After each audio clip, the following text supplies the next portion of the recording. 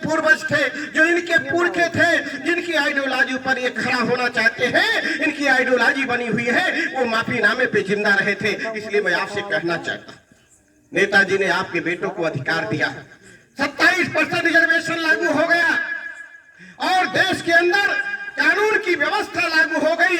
आगे जब दूसरी बार सरकार बनती है, दूसरी बार जब आप नेताजी मुख्यमंत्री बनते हैं, तो उन्होंने कहा कि भाई पंचायत में एक्ट लागू किया और उन्होंने बना दिया कि भाई 27% रिजर्वेशन दिया जाएगा, मतलब 21% दलित के लिए और 27% पिछड़ों के लिए। 50% रिजर्वेशन लागू होने के बाद आप जानते हैं कि आज भी गरीब गुरबे के लोग पंचायत में बैठ रहे हैं। नहीं तो हिम्मत नहीं हुआ करती थी, लोगों की औकात नहीं थी, यहाँ तक स्कूल में पढ़ने का अधिकार भी नहीं था। अगर आपके बेटे जाते थे तो उन्हें इतने डंडे मारे जाते थे कि हताश और निराश होकर स्कूल छोड़कर आके खेत खलियान में काम करता था। इसलिए मैं कहना चाहता हूं, नेताजी की देन है कि आज हमारे हाथ चमक रहे हैं, नेताजी की देन है कि हमारे आज बच्चों के मंसूबे आगे बढ़ रहे हैं, नेताजी की देन है कि आज आपके घर में 2 जून की रोटी बन रही है, ये नेताजी की देन है। इसलिए मैं कहना चाहता हूं, अगर आप चाहते हैं कि नेताजी के पद चिन्हों पर आपसे कहना चाहता हूं, नौजवान साथी लोग बैठे हुए हैं,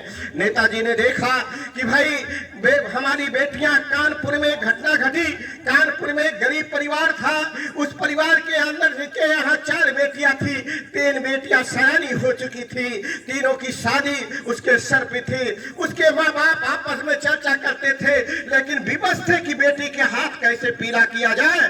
बेटियों ने सुना कि मेरे माँ बाप की हैसियत नहीं है, मेरे माँ बाप के पैकेट में पैसे नहीं है, मेरी शादी नहीं हो सकती है और हम अनावश्यक बोझ है अपने बाप के सर पर। उन्होंने उस समय उसी दिन रात में तो तीनों बेटियां फांसी पर लटक गई थी, अपनी जान दे दिया था। नेताजी उस समय विपक्ष की राजनीति करते थे। सूचना मिली कि भाई कानपुर में ऐसी हादसा हो गया। नेताजी जब उनके द्वार पे बैठते पहुंचते हैं तो एक बेटी बची हुई थी और जो उनके माँ बाप थे, तीनों पकड़ के लपेट के रोना शुरू कर दिया। उन्होंने कहा कि मेरी बेटी इसलिए गई, हमने पाला पोसा था 25 साल तक की उम्र के तक, उनके साथ हमने जो संभव हो सका था वो उनको देने की कोशिश किया था, लेकिन नेताजी आज हमारी बेटियां हमारे साथ नहीं है। उसी दिन नेताजी ने प्रण कर लिया, उसी दिन नेताजी ने तय कर लिया और उसी जगह उन्होंने कहा कि अगर अब हमारी सरकार दोबारा बनेगी तो हमारी बेटियां फांसी पर लटकने के लिए मजबूर नहीं होगी। उन्होंने शादी अनुदान देना शुरू कर दिया, उसी का परिणाम था।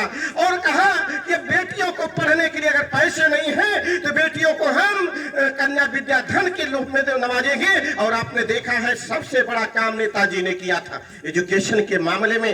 सरकार बनती है नेताजी की, वो जानते हैं कि शिक्षा ऐसी शेरनी का दूध है, क्योंकि डॉक्टर बी.आर. अम्बेडकर कहा करते थे कि शिक्षा ऐसी शेरनी का दूध है जो जितना पिएगा उतने तेज गुर्राएगा।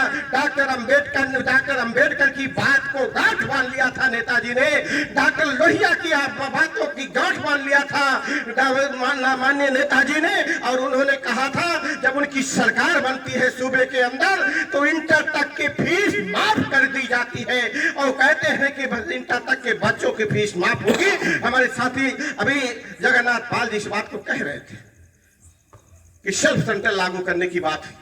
नेताजी के ऊपर बहुत सारे आरोप लगाए गए कि नकल हो रही है, जो नकल करके पास हो जाएगा वो किसी लायक नहीं है।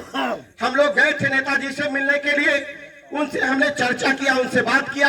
उन्होंने कहा नेताजी आपने सेल्फ सेंटर लागू किया, ये आरोप आपके ऊपर लगते हैं। उन्होंने कहा आप जानते हैं कि उस समय सेंटर 15 किलोमीटर दूर जाता था, दूर दूर सेंटर जाते थे, गरीब का बेटा वहां जाके रुक नहीं सकता था क्योंकि उसके पास साधन नहीं थे, साइकिल नहीं हुआ करती थी। कहा हमने झेला है उसको, हम जानते हैं कि पढ़ाई कैसे होती है। बाप के पॉकेट में रुपए नहीं थे, कैसे बेटा संघर्ष करता, कैसे बेटियां संघर्ष करेंगी। इसलिए हमने कहा कि जिस स्कूल में बच्चा पढ़ता है उस स्कूल के मास्टर से परिचित होता है, उसकी भावनाएं उससे जुड़ी होती है। और बच्चा जब हाई स्कूल पास कर लेगा, इंटर की पास कर लेगा, तो निश्चित तौर पर वह स्नातक कर लेगा। स्नातक करने के बाद उसके रास्ते खुल जाएंगे, उसके हाथ में रोजगार आने की संभावनाएं बढ़ जाएगी। इसलिए मैं कहना चाहता हूँ, और वो चीजें आज आपने साबित हो गई है। अभी 2 दिन पहले हमारे नौजवान साथी यहाँ बैठे हुए हैं, वे जिन्होंने देखा होगा कि पेट की परीक्षाएं सरकार करा रही है, कराई थी 15 के लिए 3